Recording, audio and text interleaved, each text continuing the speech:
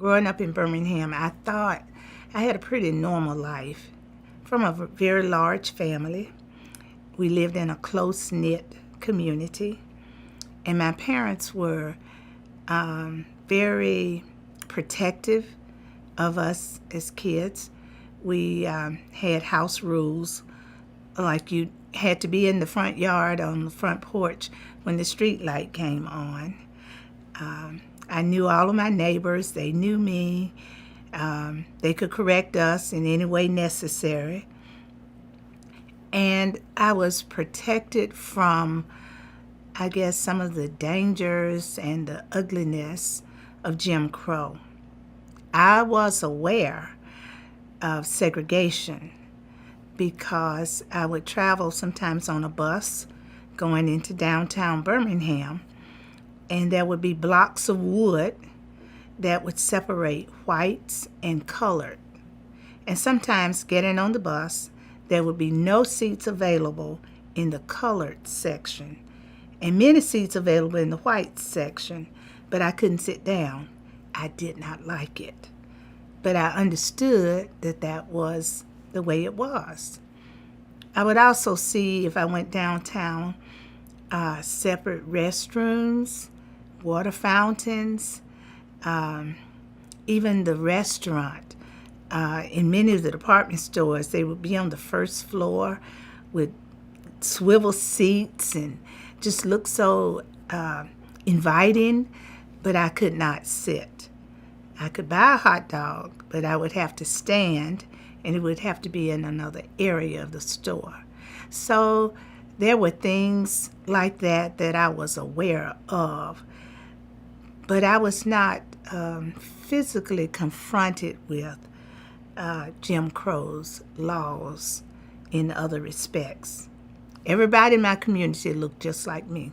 Everybody in my church, everybody in my school. So I really didn't encounter a lot of indifference. My parents basically protected me from it. They did not discuss in our presence what things they were subject to. And in fact, I was almost an adult before I knew some of the things that they had been subjected to. I didn't see it. I didn't know it. I remember my dad coming home one night. He worked 2 jobs.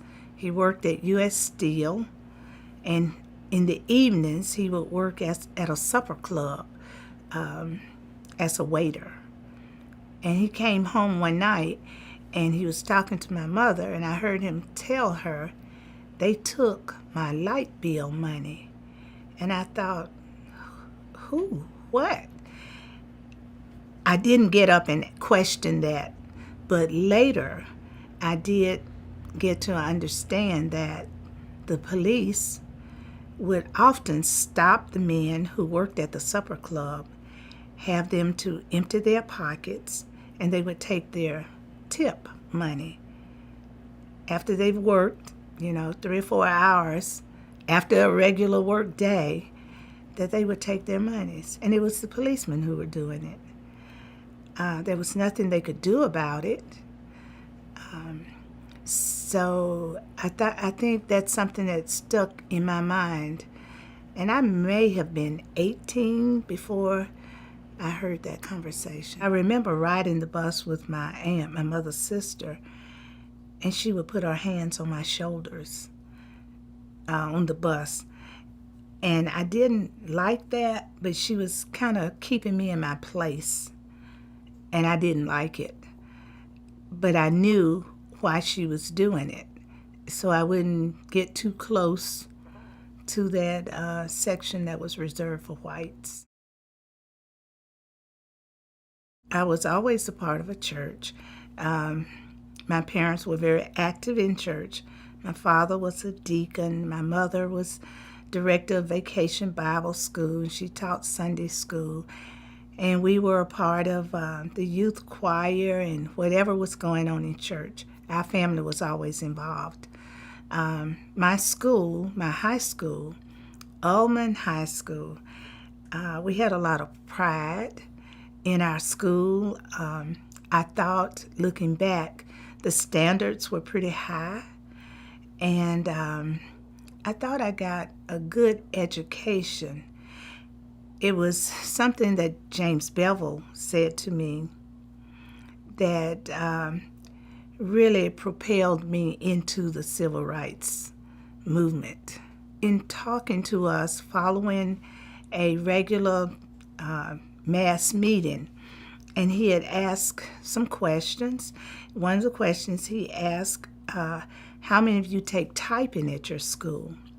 And I raised my hand because I was a good typist.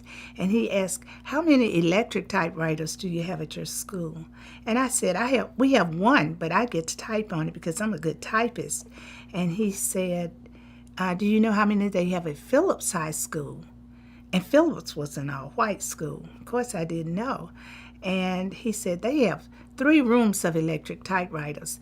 They don't even practice on what you have at your school. And I thought, that's not fair.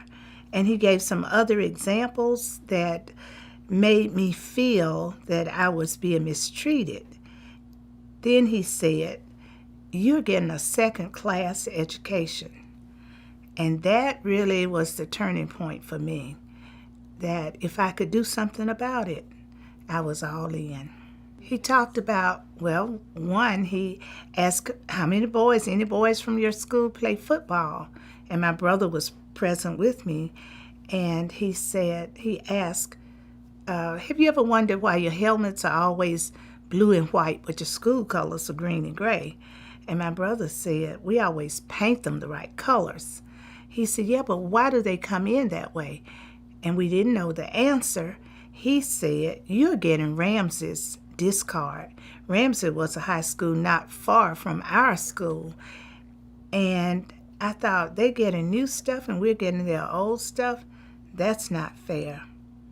He asked, have you ever looked at the copyright date of your textbooks? I'd never looked at the copyright date. I knew our books were old because one of the first things we would do during the first days of school, we would have to erase all the ugly words out of the textbook pages. We'd have to wrap the books with newspaper or with brown paper bag. So I knew they were old. And he said, you're using outdated material. And I thought, wow, I'm really being mistreated and I didn't even know it. So listening to James Bevel and hearing him say I was getting a second-class education, that really touched me in a way that motivated me to be involved. This was actually the first mass meeting that I attended. And toward the end of the meeting, Bevel came forward and asked teenagers to meet him in the church's fellowship area. And we went there and he polled the audience and we cheered when he called our school names.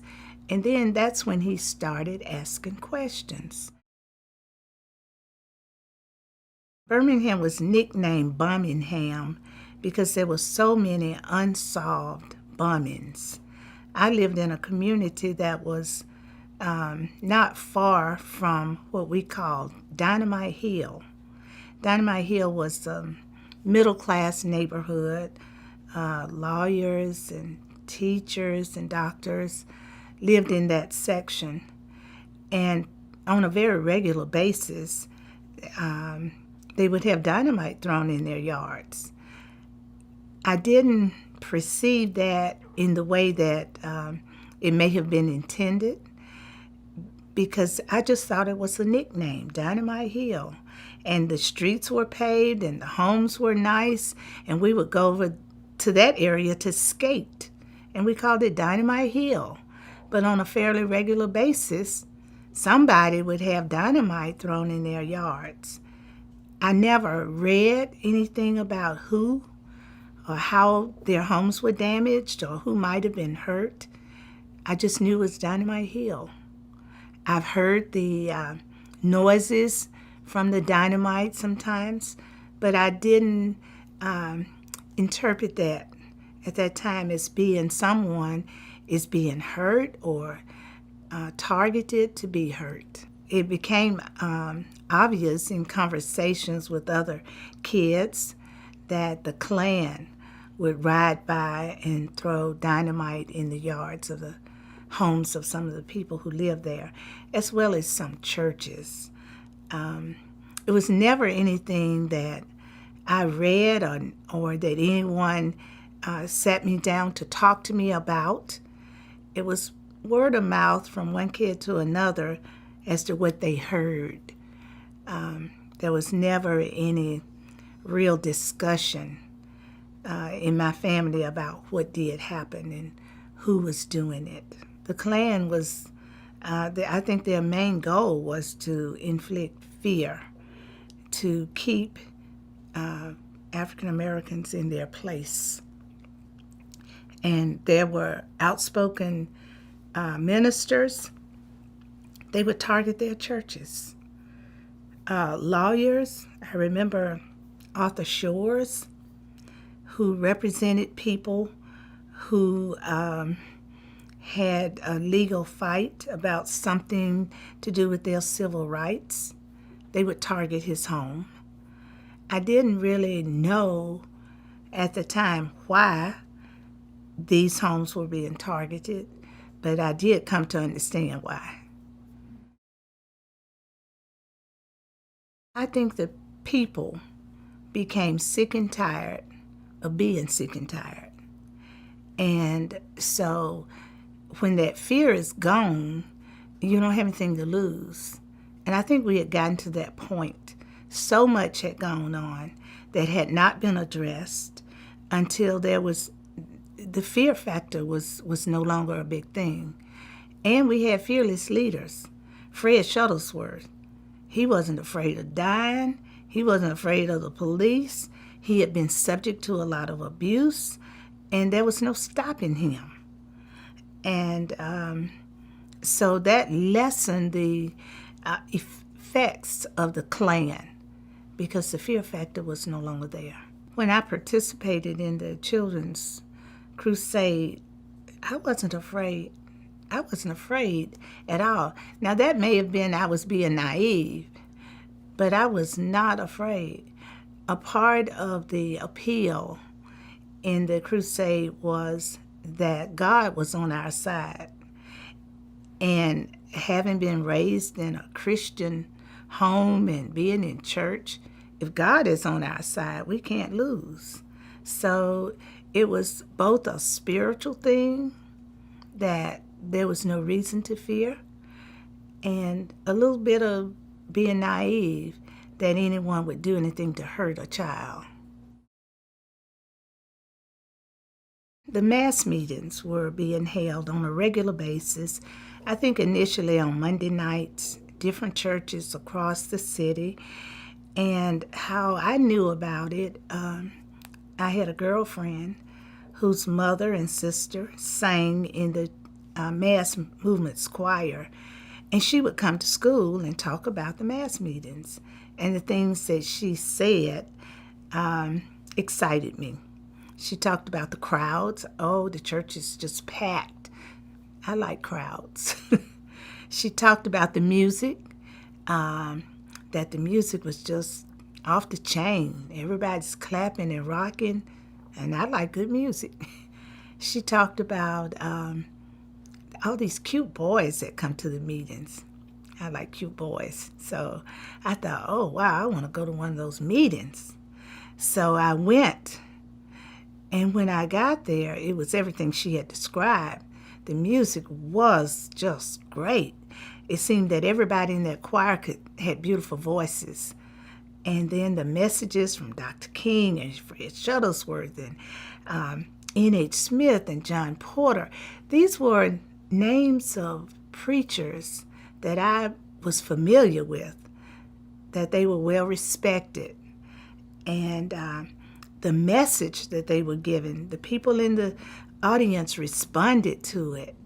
And all of that just kind of engulfed me and made me just so glad to be there.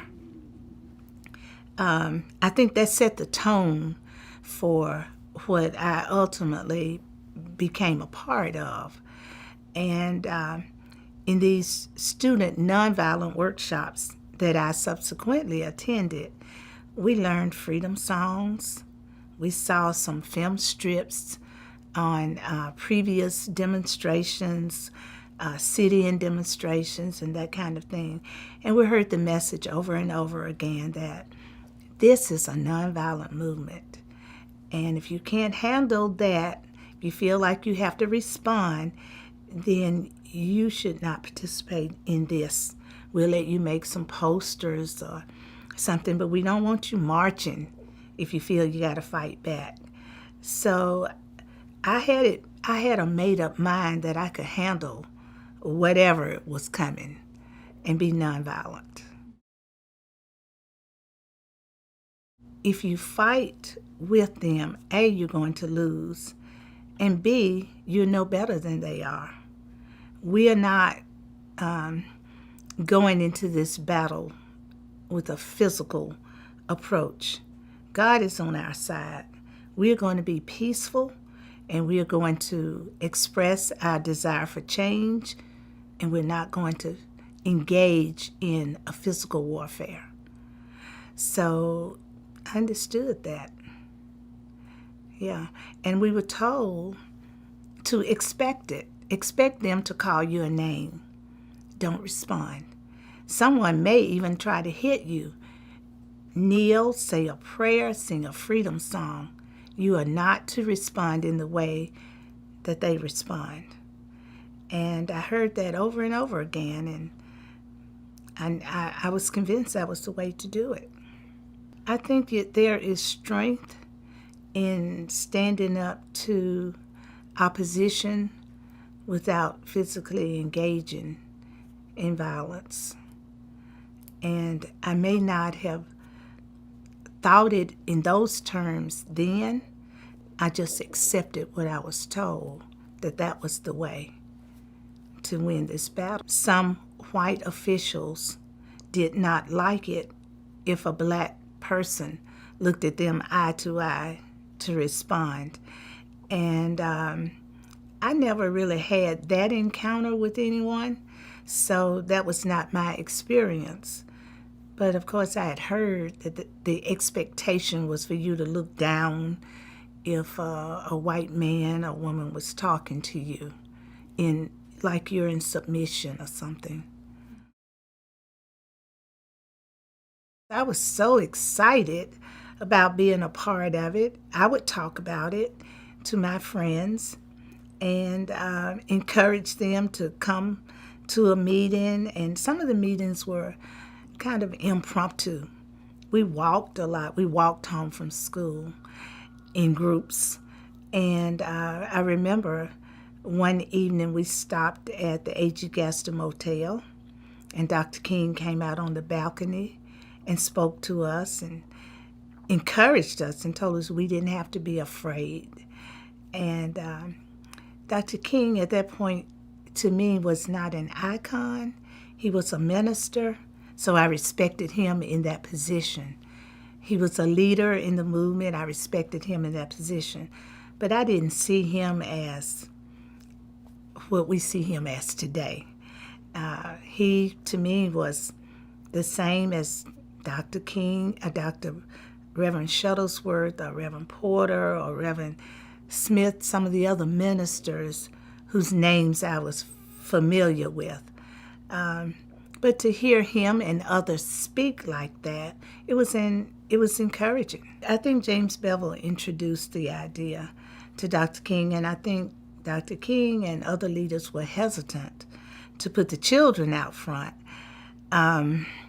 But Bevel's relationship with young people was powerful, and his words were, and his the way he communicated with us.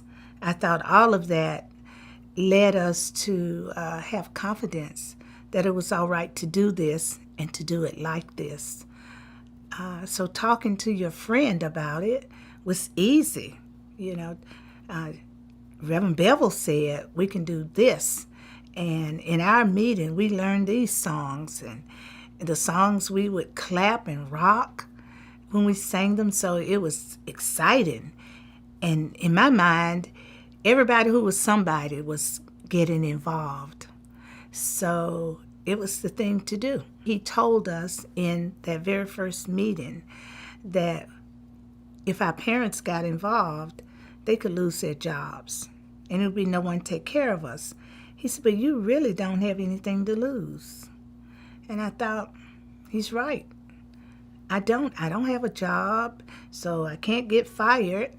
And if I'm out of school and everybody else is out of school, not much can happen with that. And I believe that. Leaders were nervous. It was a controversial decision. Of course, I didn't know that then, but years later I read that, there was some pushback on putting the kids out front. Parents would be afraid. I know my parents were. And I didn't want to be discouraged, so I didn't discuss my plans with my parents. D-Day, May 2nd, 1963. It was a Thursday. I woke up with my mind on freedom. I was so excited, anticipating what would happen. We had been told that we would need to bring something, some basic toiletries with us. So I had packed my purse with soap and toothpaste, toothbrush, all the things I thought I would need for an overnight stay. I had my sister's leather jacket because they said it might be cold inside. And I was just excited about what this was going to be like. As I got ready to leave the house, my mother sensed something was going on. The radio was on. The DJ was talking in coded language that I understood. And my mother said, Janice, I'm sending you to school. Don't you go anywhere and get yourself in any trouble. I don't have any money to get you out. And I said, yes, ma'am. That's what she needed to hear. And I was going to school.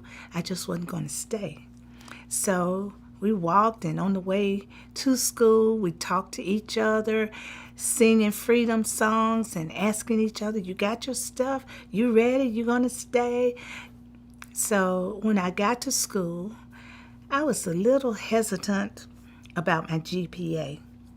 And I went to my first period teacher and asked, what if some kids walk out of your class today? Are they going to fail? She said, if everybody walks, there's nobody to fail.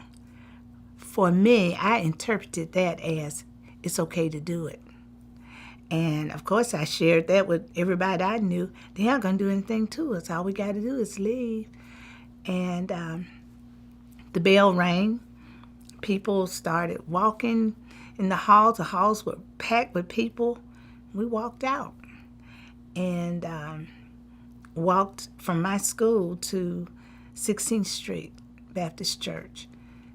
Got downtown, and there were people everywhere. There were a lot of policemen there, too. James Bevel and Andrew Young were at the top of the stairs at 16th Street. And they called out to say, if you're here to participate in the demonstrations, come inside the church. And we went inside. We sang some freedom songs. They said some prayers, and then they lined us up in pairs. We walked out singing, We Shall Overcome. We didn't get very far, maybe a block away, before we were stopped. A police officer who stood in front of us announced that we were in violation of a city ordinance, that we could not parade without a permit. He said, get out of this line and nothing's going to happen. Stay in this line, you're going to jail. What he said didn't bother me. I knew I was going to jail. looking at him did. I had never had a face-to-face confrontation with a white man. I was not accustomed to disobeying adults, let alone a white man. And he was wearing a gun, and he had a stick in his hand. So I felt very much intimidated by what I was looking at. Somebody started singing, "We Are Not Afraid." And that just gave me the courage to remain there and to sing loud and to be arrested. They called paddy wagons. Paddy wagons picked us up, carried us. Well, we were told to only give our names and ages, because if you identify who your parents were, there might be consequences on their jobs. So I gave my name and I said I was 15, although my birthday had come in April and I was 16. But my girlfriends and I decided we wanted to be in the same place, so we were all going to say 15. And they carried us to juvenile court, which at that time looked like a house to me. And there were so many people there. We were laughing and talking among ourselves, and more people were coming in, and we were greeting those that we knew. And by late afternoon, there were so many people there, they called for school buses to come and pick us up. And I had never been on a yellow school bus, and I got to sit on the front seat. So I was excited, and we were jumping around and singing. And that school bus carried us to the county jail downtown. They took our purses. They made mug shots and fingerprints and locked us up. And that's where I spent my first night in jail, at the county jail. We sat on concrete floors. They had a commode in one of the cells that there was no privacy petition around it. They did separate the boys and girls. I remember that evening or that night, we were served some food by trustees, and the trustees were black men, and they were asking, what are these kids doing here? What's going on? And we were happy to report, we are here to get our freedom. It somehow empowered me that I'm doing the right thing. That's how I spent D-Day. I felt I was on the winning team. Even though I was arrested, even though the police did it, I felt that I was still winning, because ultimately we got what we wanted. We got out of jail. Signs came down. I could see some change as a result of having been a part of that. And I was also told so many times that love was the way to get through this. And so hating, feeling some disparity against someone else, that never cropped into my mind. I did not have a clue that this would have the significance that it ultimately had. I was marching because I felt that I had been personally mistreated in my school. And that really hurt me, to think that I was getting a second-class education. That was not fair. And that's what I was thinking I was fighting for. I didn't realize the depth and the expansion of what was going on with Jim Crow's laws. So, no, I had no idea it would have the effects that it did have. I was impressed when our president, John Kennedy, came on television and addressed what happened in Birmingham in the Children's March. And he kind of reprimanded the city officials for mistreating the children during the demonstrations. And I just felt so proud that I had been a part of something that the President of the United States had paid attention to.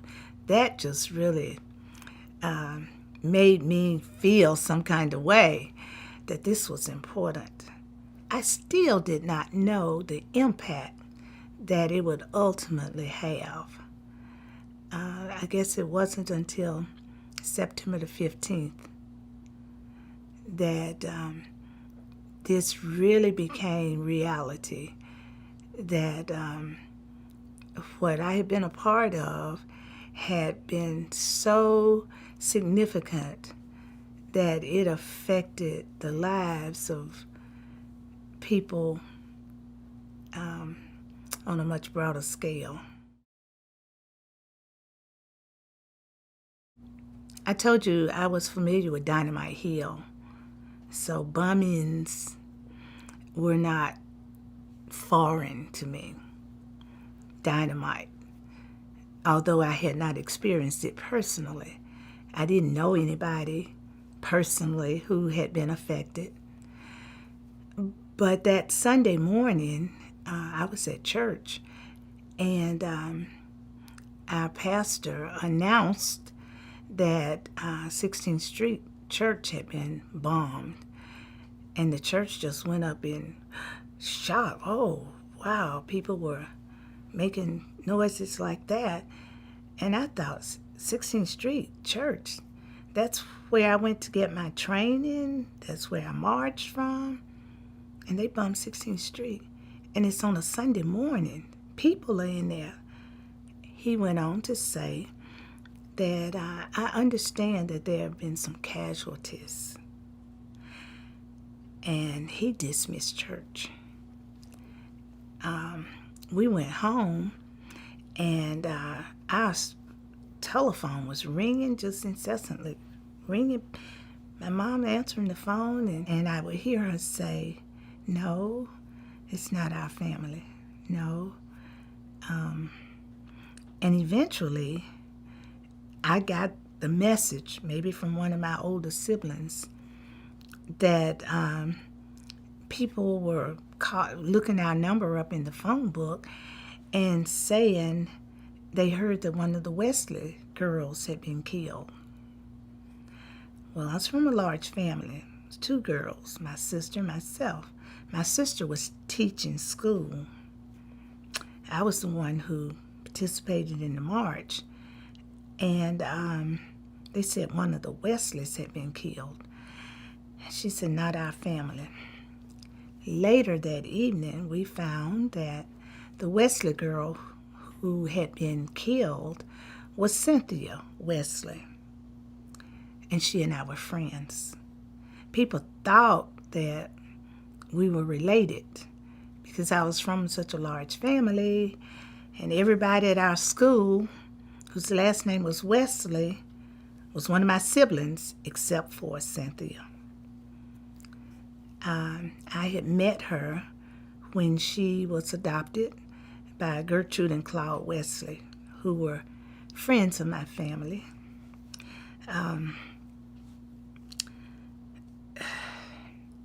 Cynthia did not participate in the demonstrations. She was at church getting ready to sing in the youth choir. She was 14, a 9th grader at Ullman. I was in the 11th grade.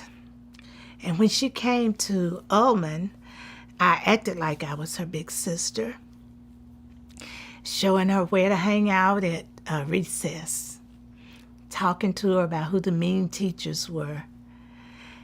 And when I heard that Cynthia was the Wesley girl who had been killed, I was devastated. I'd never known anybody in my age group to die, let alone to be killed, and to be killed at church, just added insult to the injury. And other names were revealed that I knew their families. Denise McNair's father, Chris McNair, used to be our milkman. He delivered milk and juice to our home. Carol Robinson, her father was my band teacher in elementary school. I did not know Addie Collins' family, but she had a sister who was in the same class with one of my brothers. And it felt like to me that maybe they got the wrong kid. They got the wrong Wesley girl. Because I'm the one who left school and went to demonstrate and went to jail. And they killed Cynthia. That has been the hardest thing for me to come to grips with in all these years. But I think with that occurrence, I began to recognize the significance of what I had been a part of. But I could not talk about it for a very long time because it was so painful. What I realized in these latter years, that if I don't, then somebody may not know what it took to get to where we are, and we still have a ways to go. The cruelty of the whole matter became a reality to me. I didn't think anybody would hurt a kid like that. But those men who planted that dynamite apparently didn't care who was affected by it. And the fact that I knew her so well, it affected me in a very real manner. If they were trying to destroy the people who had demonstrated, then none of those girls were involved. So maybe they got the wrong person. And then I thought they were angry perhaps because some of the high schools had integrated. And I had a girlfriend who was a part of the integration at West End High School. And I just felt bad about the whole matter, that it would come to something like this. And that was just, to me, the ultimate sacrifice to make change. And when I finally started to talk about this, that's why I did talk about it. And it's why I do. Because the people who made that ultimate sacrifice can't speak. And those of us who knew them and loved them, I think we have an obligation to share this. I don't think it mattered to the people who inflicted this pain, who, what age, whomever. And I think looking back that whomever it was who gave their life for a cause, it wouldn't have mattered if she was white, black, blue, or green. The fact that a life was given for a cause that she wasn't trying necessarily to fight for, but a cause that she died for. The second day, what we call Double D Day, the Commissioner of Public Safety was Eugene Bull Connor. And he was in charge of firemen and policemen. And to, I guess, disperse the crowd, he had firemen on hand, he had policemen, and and their dogs, the German Shepherd dogs. And the crowds had swollen, so he called for the firemen to turn on the water hoses.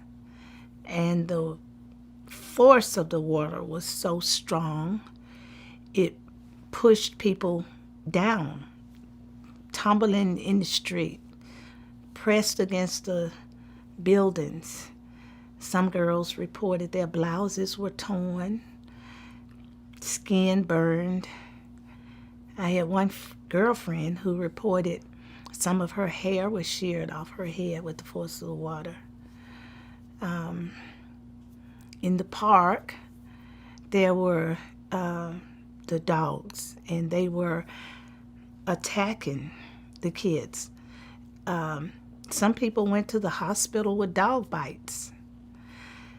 Some people had their clothes ripped. The national media was here and showed this on television. I think seeing that nationwide, it embarrassed our local officials, and it caused pressure to bear on the local officials to do something about it, which ultimately led to the end of the demonstrations and the concessions that were made by the city officials. I think it awakened their conscience to how far someone would go to stop the voice of the people. Bull Connor was extreme in his methods, and to see children treated like this, the whole nation rose up in arms. I mean, people who had children, they wouldn't want their kids treated like that for marching and singing. They weren't fighting. They weren't posing a danger. So why would they be subjected to that kind of treatment? Bull Connor was the Commissioner of Public Safety. At the time, in 1963, he was being ousted. The city was changing its form of government from commissioner to mayor council. Bull Connor was protesting that. While it was in court, he continued to serve in a capacity while the mayor handled another capacity of city business. He was not well educated. I understand he had maybe a third grade education. So I think in his own ignorance, he said things and did things that he thought would bring favor from the people. Ultimately, he was ousted, and a change of government did take place. He used his power in wicked ways. I don't know if that is the real reason that the form of government was changed, but I think he was an embarrassment for the city. And so some people did want him out because he lacked intelligence. We were fighting to have an equal access. What was pointed out to us was the level of inequities that existed. I knew segregation. I understood it as being separation. I didn't get it that the equality was not present. There were so many inequities that went along with the separation. And that's what we were fighting for, a level playing field. Well, there were many more children than adults. Early in the spring, there were adults who marched. some college kids, some college age kids. And it wasn't effective because there were so few, because people couldn't get off their jobs and go and march. So it didn't become a problem for the city until thousands of children were in the streets and nobody was in school. That became a problem. And so it had to be addressed. And how Eugene Bull Connor addressed it, well, in fact, what he meant for bad turned out to be for our own good, because his behavior brought attention to it, and therefore we were able to get some change. We enabled change to occur. And I guess following what we did, and then the assassination of the president, that just spurred change at a more rapid rate to cause legislation to go into effect with the Civil Rights Act. Dr. King and Fred Shuttlesworth called the marches off after that. Well, it would have been the seventh day, I guess, of the marches, because they had sat at the table with the city officials who agreed to make some concessions. One was to the retailers agreed to hire at least one black salesperson in their stores. They agreed to remove the colored and white signs over the restrooms and water fountains. There was progression toward the integration of the schools in the fall. So those items caused the leaders of the movement to call the marches off, because we were getting some of what we were asking. All over the world it was being reported what happened to the children in the Children's Crusade, how insensitive that was to subject children to this kind of treatment. And it actually served as a model for demonstrators later. I think it definitely gained support because people saw that if you unite under one common cause and do it in a nonviolent way, that change could occur. And it was change that we could see. And I think that inspired people to be a part of the movement, definitely. Voting rights, denying the right to vote, had also been a problem.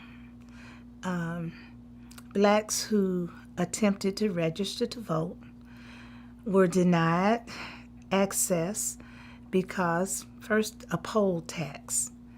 You had to pay to register. Secondly, you had to take a test. And the tests were unreasonable. Things like how many bubbles on a bar of soap, or how many beads in this jar. People who were well-trained, like college professors, went to take the test and were denied because of things that were not reasonable questions to be put forth anyway. So that was addressed. And I think Dr. Jonathan McPherson was the first in our area who passed the test to register to vote. I remember years later, my mother told me when she took the test the first time, she was asked to name the superintendent, the state superintendent of education, and she didn't know his name, and so she didn't pass the test. And I remember her saying how she studied everything and went back again and did pass the test. So addressing specific issues like voting rights. We had gotten the signs taken down. We could ride in the front of the bus. Now we needed to make a difference where we could really make a difference, and that is in the voting booth. And people became more aware of the significance of that, and more people started trying to register to vote.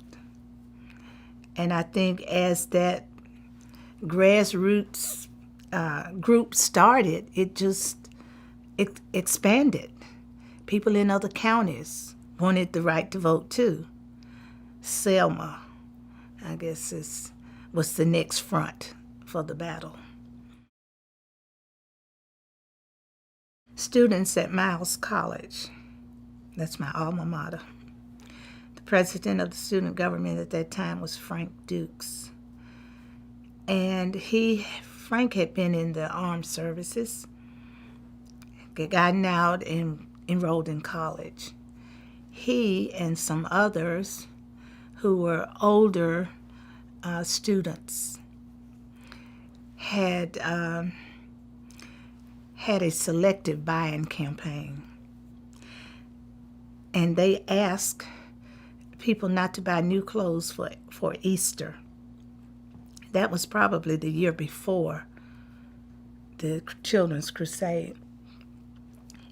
And they were passing out flyers saying, why shop where you can't work or where you can't try on clothes? And I think this was a way to raise awareness of how unfair this treatment was. I think bringing people to the campus speakers who were already a part of SNCC to inform the student body as to what was going on, what the mission was, what we can do, how we can do this. I think that's where it all began in this area. Well, not really, because Fred Shuttlesworth had been fighting even years before that. You know, he had gotten beaten up when he tried to register his kids at Phillips High School in downtown Birmingham. They beat him and his wife. So it had the need to do something about what was going on had been going on for quite a while. I think the Children's Crusade may have been the culmination of things that had been going on for a long while. It felt like we had overcome. We've gotten something out of this that I never expected, and I thought that was a good thing. I felt good about having been a part of it. I still felt sad that there were some unforgivable consequences to get to that point. Getting that bill signed into law, I thought that was the culmination. I thought that was the end, that we've gotten what we wanted. We are where we need to be. Of course, I do realize now that legislation is not enough. It doesn't change the hearts of people.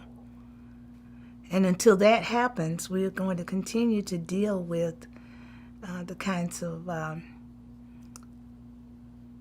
issues that we deal with today. Until we get to know each other, interact with each other, and appreciate the diversity of each other, we're going to continue to have problems. Laws are needed, but you can't legislate love. You have to talk to people and interact with people and understand people before you can love them and accept their differences. You don't have to be in charge of a movement to make a difference in it. I certainly was not in charge of what I participated in, but yet it would not have been successful had it not been for ordinary little nobodies doing their part to make it happen.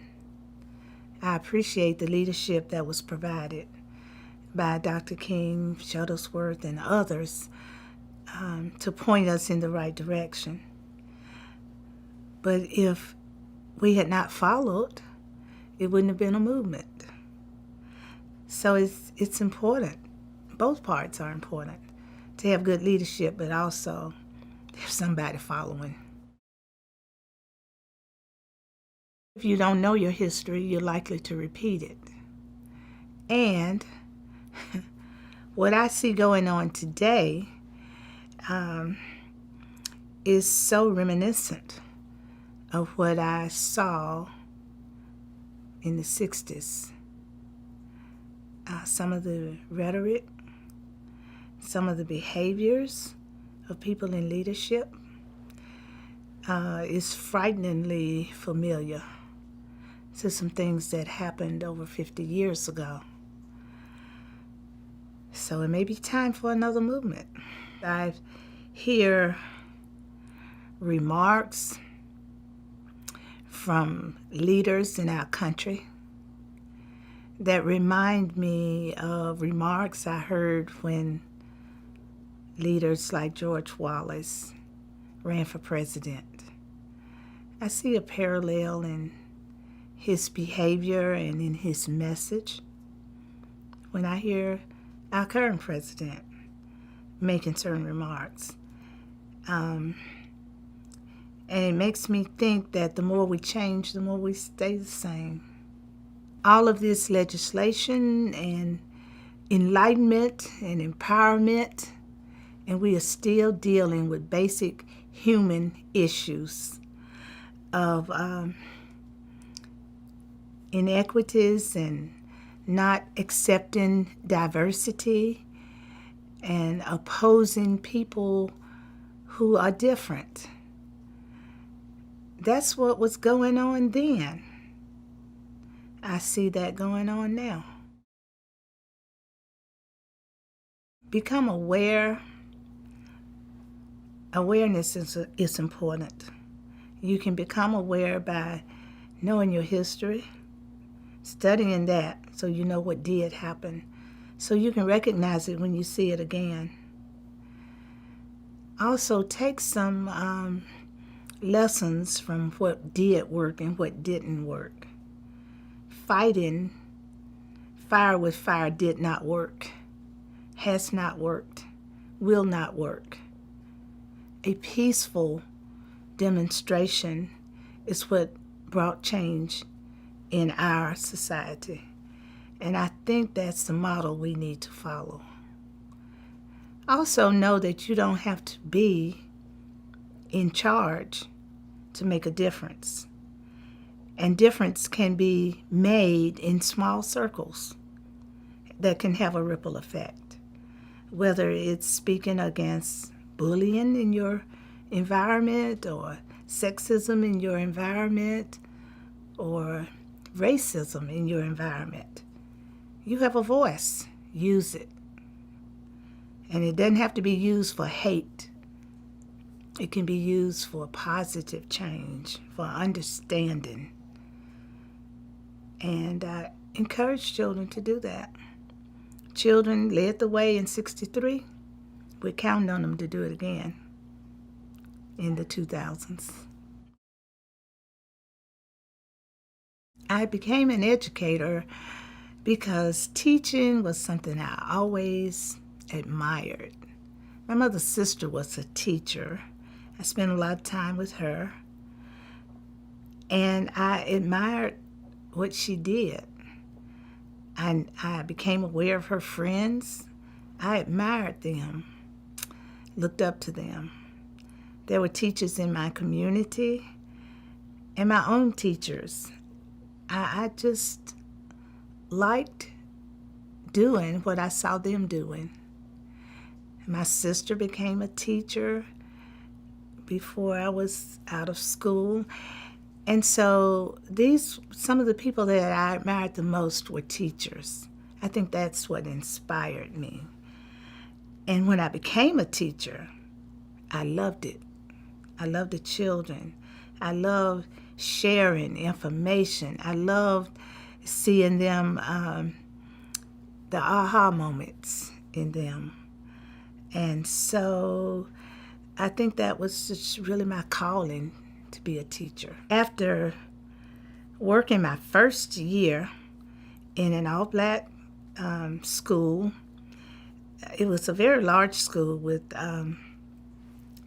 and I had many, many classes. I taught science, and some kids came for 30 minutes, some kids came for an hour. They alternated on the days they came.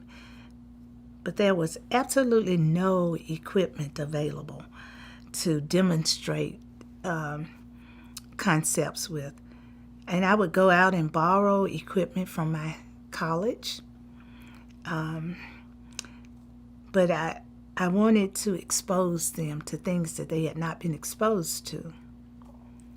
The next year that I taught, I was transferred to an all-white school, middle class setting. And I was amazed at the difference in the availability of equipment and resources, the class size, the number of classes. It was like I wasn't in the same system. It made me feel sad knowing that we've passed the laws and we've gotten some things straightened out, but these differences still exist. And I worked for about 7 years in the all-white situation. Initially coming in, there were parents who would come and sit in my class and would question things that I would say to the children, but I didn't have any real conflict.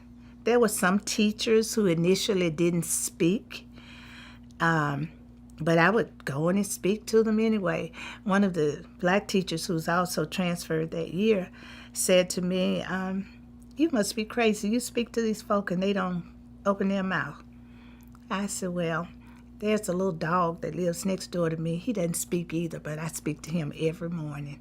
So that's just who I am. I'm going to speak. I didn't care if they responded or not. Come in, good morning. They didn't have to say anything. I'd sign in, going back to my class. But who, by and large, were accepting were the children. And I had a great relationship with almost all of them. And by the time it was time for me to transfer, I got so many nice gifts. In fact, when I got married, I was at this school. My principal and his wife were professional performers. They sang at my wedding. Some of my coworkers attended my wedding.